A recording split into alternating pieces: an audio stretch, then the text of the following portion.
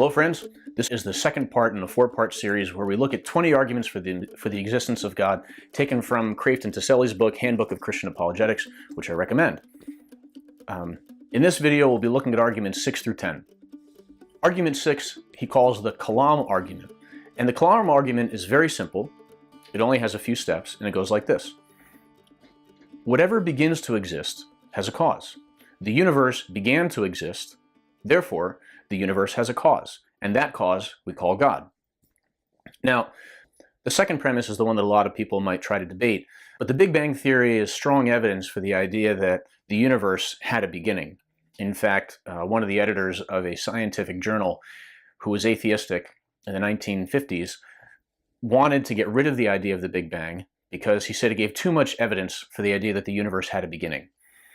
But even apart from the Big Bang Theory, there's a philosophical argument for the beginning of the universe. And it goes like this. If the universe is infinitely old, then this moment would not exist.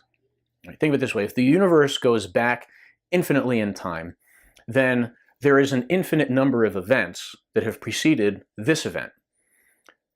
And so what we're saying is that infinity has come to a completion. But the very definition of infinity is that it can't come to a completion. It can never be completed. Because even the moment before this one had to be preceded by an infinite number of events, and the event before that one, and the event, however far back you go, has to have been preceded by an infinite number of events. And every event is the completion of infinity, which doesn't make any sense. There can be no completion of an infinite series. The very idea of completion implies finiteness. And so the universe had to have a beginning. And if it had a beginning, it had a cause, and that cause we call God. The seventh argument is the argument from contingency. And it starts by looking at things and noticing that certain conditions have to be in place in order for something to exist. And when we look at the universe is the whole collection of things. And when we look at the universe is the whole collection of things changing in space and time.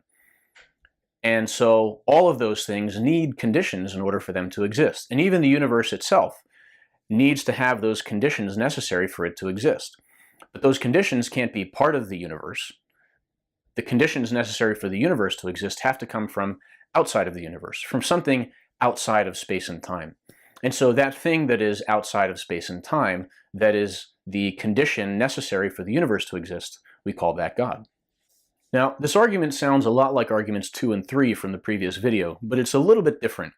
Argument 2 starts by observing the necessity of causation, that things cause other things.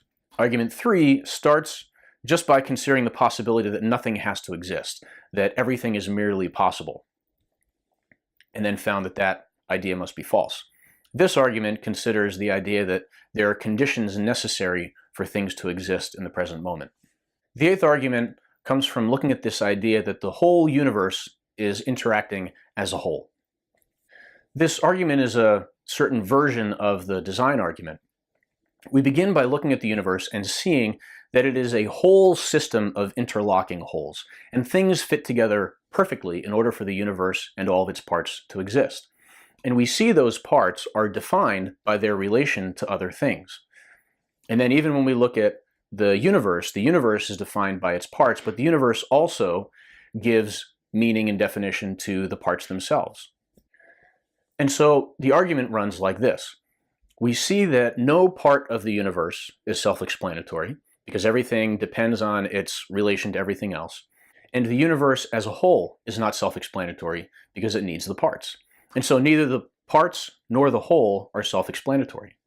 And so we get three conclusions out of this. One, that there must be some unifying efficient cause.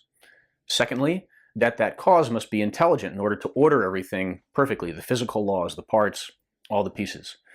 And then third, that cause, whatever it is, has to be transcendent of the universe. And so that transcendent, intelligent, efficient cause we call God. The ninth argument comes from miracles. This isn't exactly a proof, but it's an argument. It's a strong piece of evidence that points to the existence of God, and God is the most likely explanation. And it simply goes like this. Miracles are events where the only adequate explanation is a God. There are many miracles. Therefore, the most likely explanation is that there is a God. A lot of people would contest this the second premise, that miracles exist. However, there are many well-attested examples of miracles. One example is Lourdes in France, where there have been many miracles, and they actually have a collection of documents where each of the miracles has been documented, and medical professionals have examined these and declared that they're miracles. Right? The Roman Catholic Church has a very strict protocol for determining whether or not there's a miracle.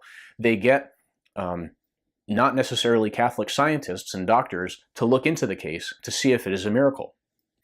You can even find a book called Journey to Lourdes, which is the account of a doctor, a non-believing doctor, who went to Lourdes and witnessed a miracle.